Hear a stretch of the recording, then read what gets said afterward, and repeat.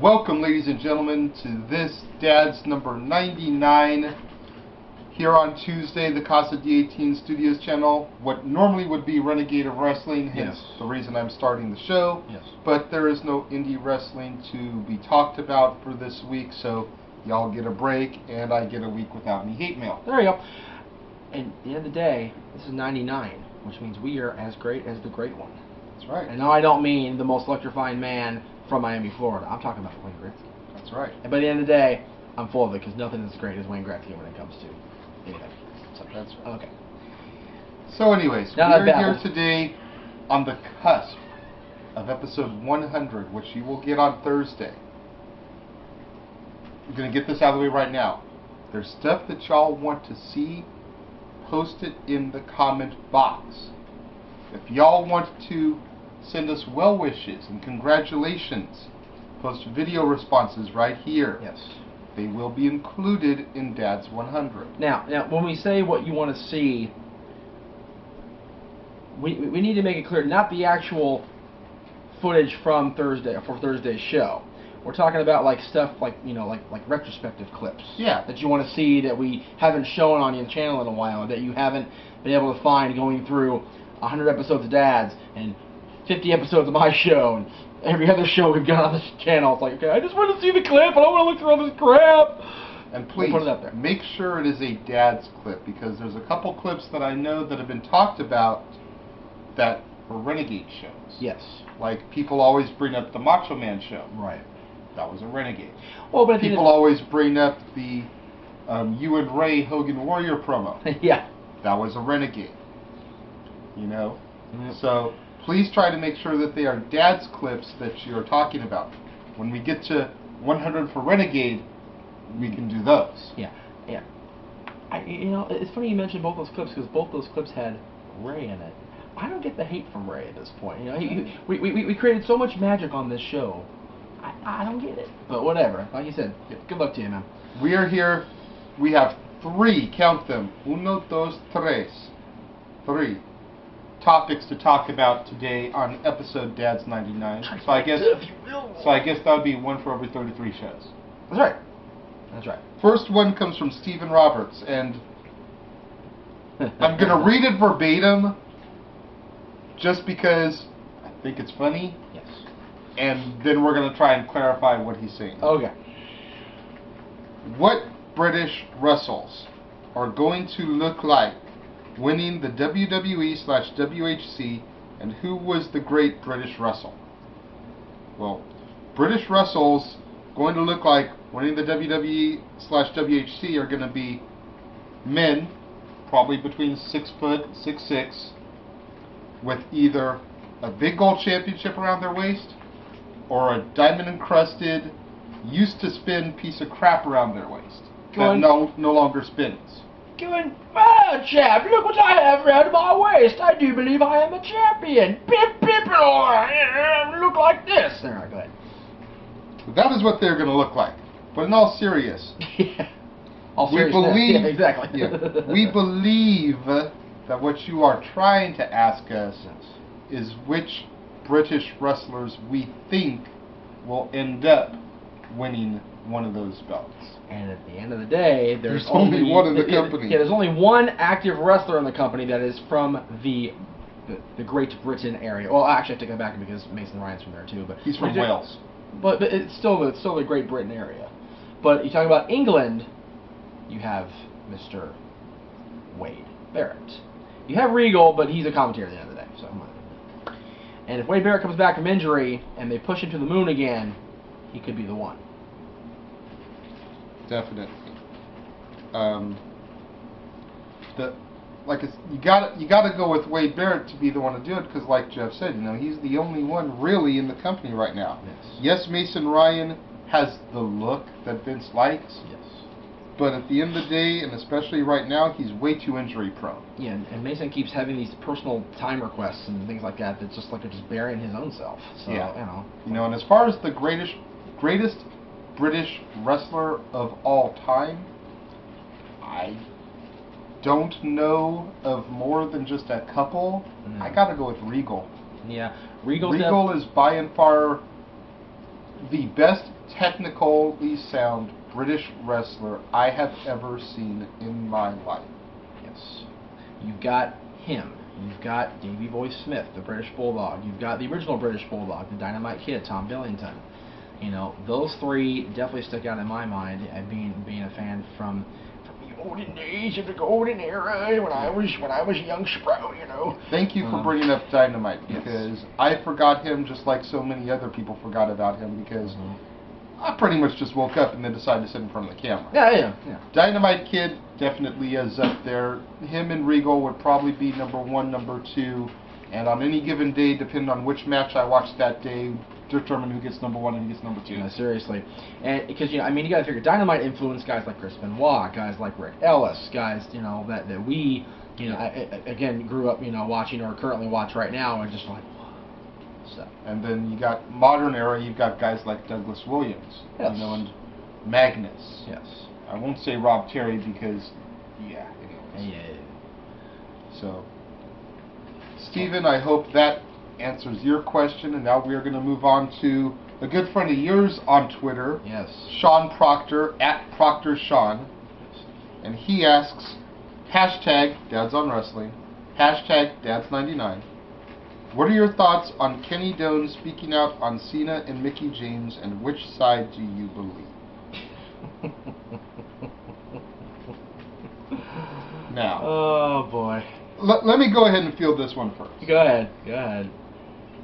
Because, you know, I usually like to stay out of personal topics like this, because at the end of the day, it was none of Kenny Doane's business, and it was, well, okay. It was a little bit. I had to stop myself there. You're right. Yeah. It was a little bit of Kenny's business, but at the end of the day, you know, whether or not what Kenny accused Cena and Mickie of doing was in fact the truth, the fact that he held that little nugget, if you will, in his back pocket until all the stuff regarding the Cena divorce decided to come to the forefront of you know, TMZ and everything, and then put that little nugget out there, just makes Kenny seem like a very, very bitter man. Whether it was, you know, flirtation or anything actually happening, Kenny just comes off as a dude that's bitter because he was fired and bitter that his girl left him at the end of the day. Yeah, it's like, exactly. It's the fact that he pulls it out of his rear end now, when I believe the Cena Mickie thing was being pushed with us in 2007. Yeah, on 2006, TV? 2007. Like, first of all, it's 5 years old. Yeah, if the affair did in fact happen and it was around that time, again, 5-year-old news. John didn't even get married until 2009. So right there's no, you know, problem on John having the affair against his wife, because there was no wife. Yeah. If John did in fact break up Mickie and Ken Doane, obviously it was something Ken wasn't doing right. John did. At the end of the day. So, Sean, there you go. We're moving through these so quickly, I am going to throw to this one other one that I wasn't planning to. George Kushney, at George C. 1982 on Twitter, asks, how about talking about why WWE decided to turn Punk heel when there's no fresh faces for him to feud with? George, I don't believe Punk has turned heel yet. Well, go ahead. I do not see what Punk is doing as being like legit heel. Punk and Dwayne, Phil and Dwayne, have some legit issues between them. Phil does not like the fact that Dwayne was pushed as the main event of last year's WrestleMania. This year's WrestleMania. Yeah. When he was the champion. Exactly. You know, the focus of the grandest stage of them all should be on the top prize in the business at the end of the day. Yeah. And that was around Phil's waist. Exactly. You know? And a great match of Jericho ensued as a result. You know? What Punk is doing is what he did starting on June 27th of last year that shook the world by storm. He's telling the truth. You know? how can you say that somebody is turning heel from telling the truth? Well, it's not like he went out there, and Rey Mysterio, fresh back from injury, he went out there and just annihilated Rey Mysterio's left knee and put him back out of action. That would have been like instant heel. He's saying that he doesn't like The Rock being in the title picture and not being there. John said the same things. He wasn't heel. No, I think it's all the delivery is what George is noticing, and then what I've noticed. True, we're not jeering Punk right now here in the Constantine Studios. So I never have. I know you haven't. I'm just throwing it out there for them. Yeah. I never have. Yeah. I did for a while just because of the personal interaction between he and I. And again, I got asked about that. I'll throw that in there really quick. About 8 years ago at a PWG show, he was wrestling Steve Corino, I believe, that night. And Steve Corino was awesome to the fans. He was really chill and everything. And Punk was still in his I'm a douchey indie wrestler phase. And decided to shun a whole bunch of people, including myself. So, But whatever. I've heard he's gotten better, so I'm not tripping on that. Punk is embellishing certain aspects of his character to tweak, as Mick Foley would say, to make them more heel-like. Like, calling John Cena a loser, never a good idea. If you want to be a good guy, calling Big Show a loser, it's like whatever. Nobody likes Big Show right now because he sided with Laurinaitis. Until CM Punk embraces the boss, if Vince was ever to become a full-time character again, or things like that, he's not necessarily a full-blown heel. He's just a very frustrated babyface, a la Bret Hart in early 1997, before he turned heel. Yes. We will see what happens come SummerSlam, and if he does in fact do the big turn, and whether or not he just stays. I'm not like a heel, but I'm kind of pissed at this crack. Yeah. It's ridiculous that I'm being pushed to the side because, the big green machine has to come down, flaunt his jorts at me all the time and to everybody. And I would understand why he's upset. I do understand why he's upset. He's the WWE champion. He's been champion since Survivor Series. He's main evented one show. One big pay-per-view.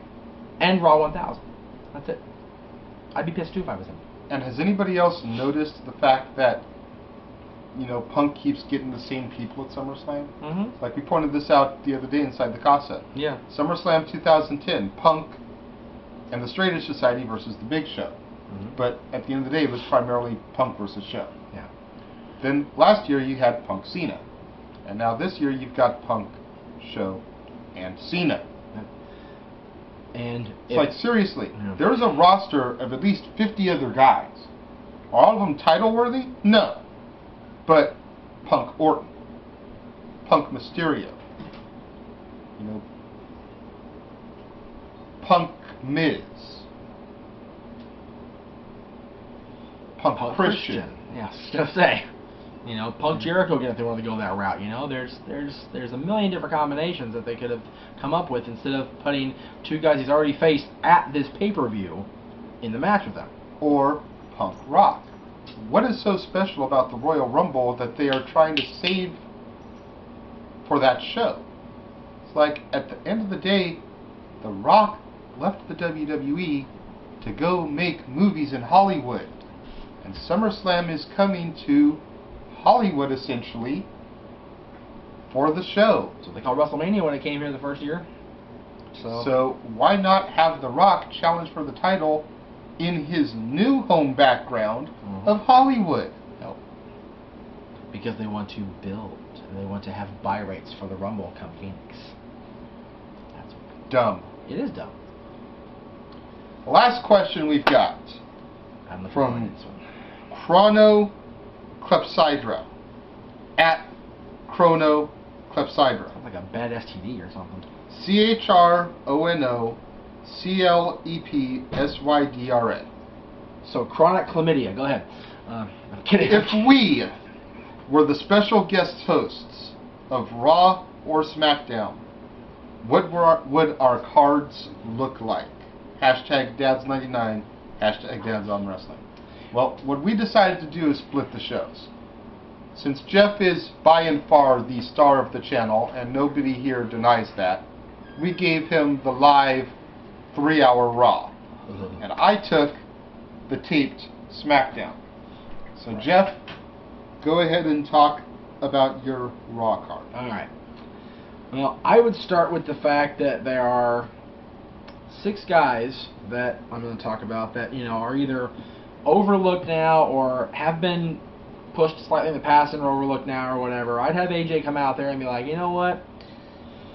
Let's have these guys in a 6-pack challenge for a Intercontinental title shot. Okay. Alex Riley. Okay. Jack Swagger, who, Okay. Again, a former World Heavyweight Champion, former United States Champion, former tag team contender, definitely should be in there.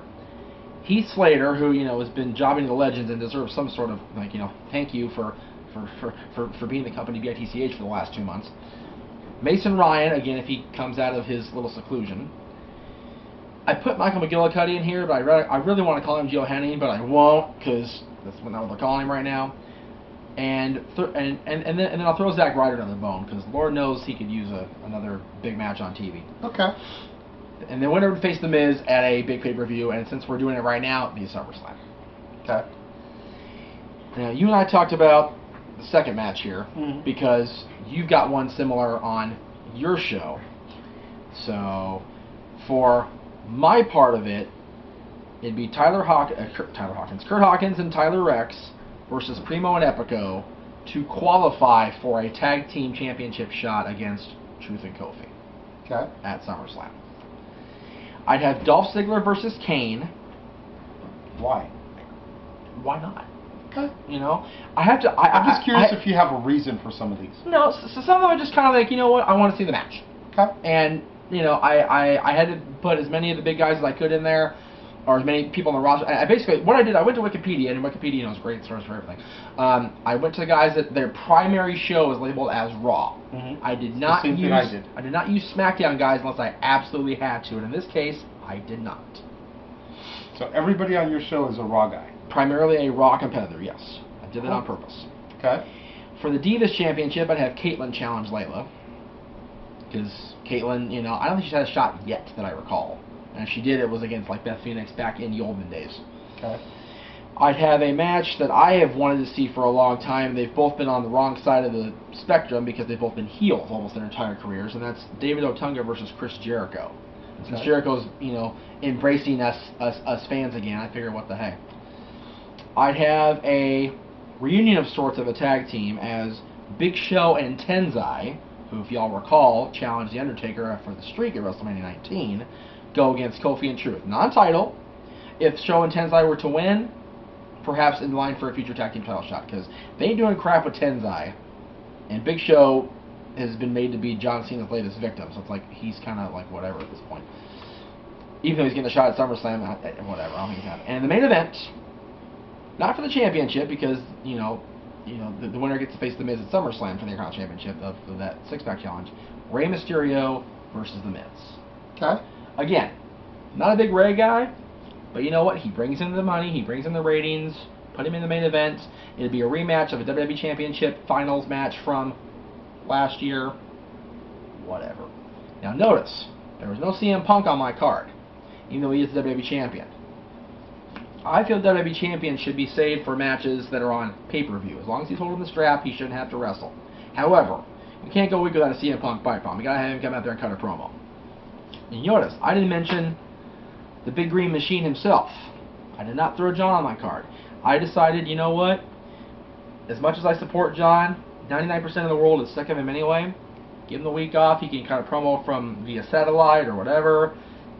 They can build the Brock Triple H thing, with promo videos, or, Heyman come out there and, running his mouth or whatever.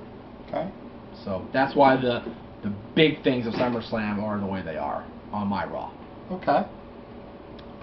And while you were talking, I actually added the match in my head to my own card. Okay. But my curtain jerker is a #1 contendership match for the United States title. Uh-huh. Featuring Antonio Cesaro, Tyson Kidd, Justin Gabriel, and Drew McIntyre. Now, Are you basing your card based on recent TV, and would you have Antonio go over and challenge Santino? I'm just curious. We didn't ask about my results. I was just curious. More than likely, yeah. I've been seriously debating whether I wanted to do this elimination or not. Okay. And if I went to elimination, I know for a fact my final two would be Antonio and Drew. Oh, yeah. Problem with that, though, with that booking is they're both heels. Okay. You know, so... But I don't want either of them to turn face, so I might have to make it come down to Antonio and Tyson. Which would be sick, too. You know. But either way, 99.9% certain that I have Antonio. Yeah, because, you know... Because he's beaten Santino 2 weeks in a row on TV. He should, in all reality, be getting a title shot anyways. Yeah. Hopefully at SummerSlam, where I'll be. You know, get to see the former PWG World Heavyweight Champion Claudio Castagnoli, Antonio Cesaro, potentially become the United States Champion. Perhaps with help from Chris Hero. Cassius, oh no. The match that I just added... actually, no, I'm going to come back to that one. Okay. Squasher versus Squasher. I would have Brodus Clay versus Ryback. Perhaps. We can hope they just collide and the whole ring is turned to dust. Yeah. Let's say the dancers for, like, you know, Booker T's and Teddy Long's staff. That's right. They can just randomly dance throughout the show. Go ahead. Now can you dig that, sucker? Booker T 5-time on Twitter. I will tweet you that when we're done. Next, I've got my own contendership match for the tag team titles. Ah, okay. The Primetime Players versus the Usos versus Hunico and Camacho. So what we decided was it'd be a triple threat tag team title match at SummerSlam with the Raw contender, the SmackDown contender against Truth and Kofi. Then we've got the match that I added. The Man of Destiny, Alberto Del Rio versus Sin Cara. Because I've liked the couple of matches that I've been seeing them lately, and I'd like to give them a little bit more time to build on that. Most definitely. Semi-main event, 6 Diva Battle Royal for the #1 contendership. Ah, so the winner of my match would face the winner of your match. Alicia Fox versus Beth versus Eve versus Natalia versus Rosa versus Tamina. So the whole Divas roster, except for the inactive Kelly Kelly, yes, would be on that week because I got Caitlyn later on Raw. Plus, if I booked Kelly Kelly in there, more than likely they'd book her. I know, that's true. And my main event would be the currently returned Randy Orton versus Mr. Indulgence himself, Damien Sandow. Yes, very nice. Now, I'm sure you noticed that I also had no Sheamus and no Daniel Bryan. Right. Pretty much the same reasons you gave. You know, World Champion Sheamus should be saved for the big pay-per-views. You know, let him come out and cut a promo if he so desires, there, fella. Right. And D-Bry, I'm just getting tired of. Yeah. Until they decide to let him be full-blown dragon, I'm really not caring about him anymore. Yeah. The whole yes, yes, yes, no, no, no sounds like a freaking old-ass Destiny's Child record. Yeah. Over it. Yeah. I want my dragon back.